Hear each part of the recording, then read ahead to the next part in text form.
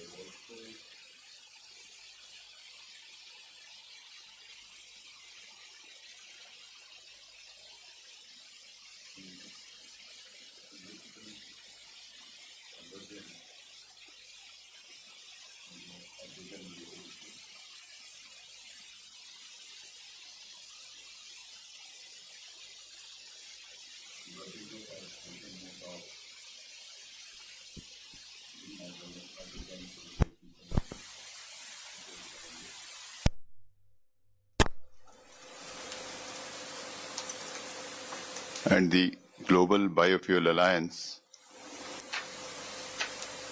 which is proposed to be launched by India.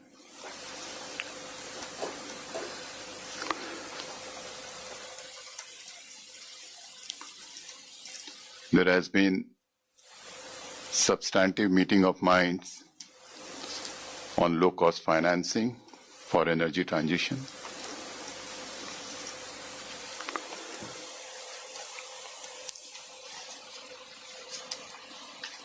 The working group has taken note of the voluntary action plan proposed by India.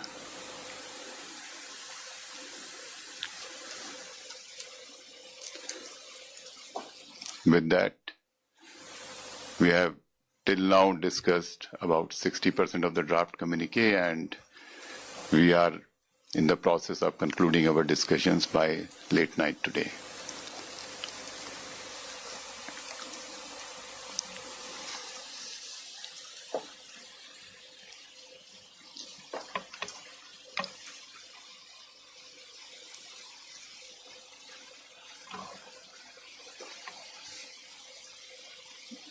I would request Ajay, in case there is something else to be supplemented. Here, out of 20 countries, 19 are present, except the country Mexico. And all the invited countries are also here. So 28 countries are participating in the discussion. This discussion may continue tonight or may spill over tomorrow also among the working group, as Secretary Sir has already informed. There has already been consensus on various issues. In fact, as energy efficiency, all the paras have been agreed upon, and our voluntary action plan on doubling the rate of energy efficiency improvement by 2030 has been agreed by all the member countries. So apart from that, let me also add that G20 member countries have also agreed upon identified technological gaps which remain to be filled up for energy transition. These are carbon capture and utilization and storage, biofuels, small and modular reactors. So these are the key areas apart from hydrogen, as Secretary Sir has already told. So we are working upon the green hydrogen consensus also, and very soon we may arrive at something positive. Apart from this, we are also having 5 side events during these 4 days here. These side events, you already know, one has been conducted yesterday by Niti Aayog on e-mobility. That was in Marriott Hotel. Then yesterday we had 2 further side events. Sorry, today we are having 2 side events. That is on solar energy for universal energy access by MNRE, and another seminar on decentralized RE applications for achieving SDG 7 goals. So decentralized RE. So these 2 side events happened today. On 21st July, again there is a side event on Dakshata, Drive for Advancing Knowledge and Solutions Through Aggregation by EESL. And on 22nd, we will have a further side event organized by T20 and ORF on powering progress in the global south, accessible and affordable clean energy for all, which includes African countries as well. So these are the additions from my side, and apart from that, we have a number of studies which have been published so far. We conducted 13 extensive studies to prepare ourselves for G20 deliberations in the Energy Transition Working Group. Out of these 13, already 8 have been published, and another 5 will be released during these days of Energy Transition Working Group and the ministerial. Thank you. Thank you. Thank you, sir. We'll open the floor to questions, but before we start, just 2 general directives. 1, prior to asking your question, kindly introduce yourself and the organization that you represent. And 2, kindly ensure that your questions are related to the Energy Transitions meeting and the ambit of the meeting.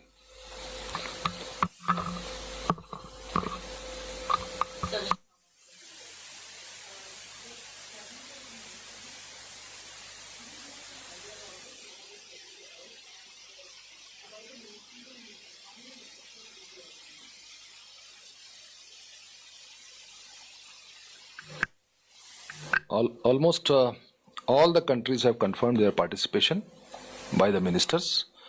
But just now we got to know that French minister may have some problem and she would like to join by VC. So that means presence will be complete, full presence. From Japan, we are expecting 2 ministers at a time, dealing with 2 different subjects. So that makes it more. And regarding the studies, I've got the complete list. I can give you a photocopy of this because these are 13 big, but I can just give you in brief if you want. Low cost finance for energy transition. These are all related to our topics, priority areas, and these studies were released during the side events. And these were also, some of them were accepted in the G20 meetings, working group meetings, which will be reflected in the communique ultimately, we hope so.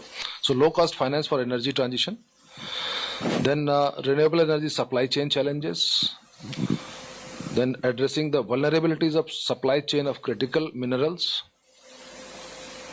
vulnerability of supply chain of oil and gas energy sources, not yet published, role of transnational grid interconnections for energy security, then advancing energy efficiency, doubling the energy efficiency that we just mentioned. So there is a study on this. Then cost-effective technology solutions to decarbonize hard-to-abate sectors. These are the important ones. In fact, all are important. Importance of biofuels in the future energy mix. This has already been published, most of them, 8 of them. Accelerating the production and use of green hydrogen. A study on best global practices for just transition in coal sector by Ministry of Coal. Best practices for citizen-centric energy transitions in decentralized renewable energy, DRE. And then international study on the technologies. Those are CCUS, electrolyzers, high efficiency fuel cells, and alternative chemistry cells. And last one is 13th one, critical role of SMRs, small modular reactors, in energy transition. Sir, could you repeat the second last study? CCUS, electrolyzers, high efficiency fuel cells, and alternative chemistry cells. Is there any? Anything? We'll come back. Sir, I'm Rupesh Saman from PT Address to Students. Will there be any bilateral talks in this? Can you just Yes, there will be bilateral talks at the ministerial level. And these have been scheduled from tomorrow afternoon till 23rd morning. So there will be series of talks. And we'll provide you the list as soon as it is finalized. Next. Alicia from WAVE. Thank you for taking the question, sir. So one of the mobility side events in the third, there was a lot of conversation around how the energy transition in mobility will rely very heavily on green electrons at the grid level, charging stations, depots for buses, etc. So what are the conversations you are having now? And is there a sense of urgency to ensure that those electrons are green sooner than later, even as we're talking about very ambitious plans to put electric buses and electric vehicles on the road? So any thoughts that you could share? I would like to apprise you that yesterday the Chief Minister of Goa announced that from 1st of January 2024, all the new government vehicles will be electric. So they're the kind of initiatives being taken in the rest of the country as well. The larger question you just raised is whether the electrons are green or not. Yes, we are very positive about the possibilities of using electric vehicles both for the storage of energy and also to contribute to the demands of energy when during the peak times. So that is the way forward. But more details, probably my counterpart from the renewable energy might like to contribute.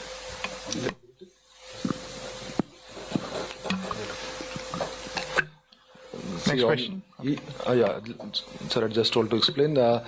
On e-mobility, we have two sides, demand side and supply side. So on the demand side, we are moving more towards into e-vehicles. But where from these electrons are coming, that is the supply side. So that supply side we already got a projected trajectory as to where we have to reach in our RE integration into the grid. More and more RE means that we have already have a target of reaching more than 50% of our all energy has to come from renewable energy sources by 2030. So that is already declared. So that 50% will be the green electrons. Yeah, capacity. Sir. Yeah. Hi, I'm Shreya from Business Standard. Couple of questions regarding the doubling of the rate of energy efficiency that you mentioned India has proposed. Can you elaborate on that? And second, my question is on hydrogen. What exactly is the direction the consensus on hydrogen is taking? What exactly is it with regards to definition and these standards? I don't think we should prejudge the outcome. So the discussions are still going on that issue about the hydrogen, qualifying it with green hydrogen. And that discussion is ongoing. And energy efficiency? Energy efficiency, yes, there is broad understanding and acceptance that enhancing the energy efficiency is a way to reduce the overall emissions. And there has to be a particular path, and there is a general consensus on this issue that the energy efficiency rate, the gain in energy efficiency rate, that has to be doubled over a finite period of time, right? You would like to supplement that? I believe the gentleman in front had a question, yeah. Sir, pardon me, Ashok Thakuria from ETA. Out of the 13 studies, I didn't hear anything on energy storage. So, is there something coming on energy storage as well? See, you heard about the advanced chemistry cells, I did. right? That's the reason I asked. Okay, And- it was there. Advanced chemistry cells were there. Okay, Okay. Sir, this is Shiva from Economic Times. So first question on the voluntary action plan.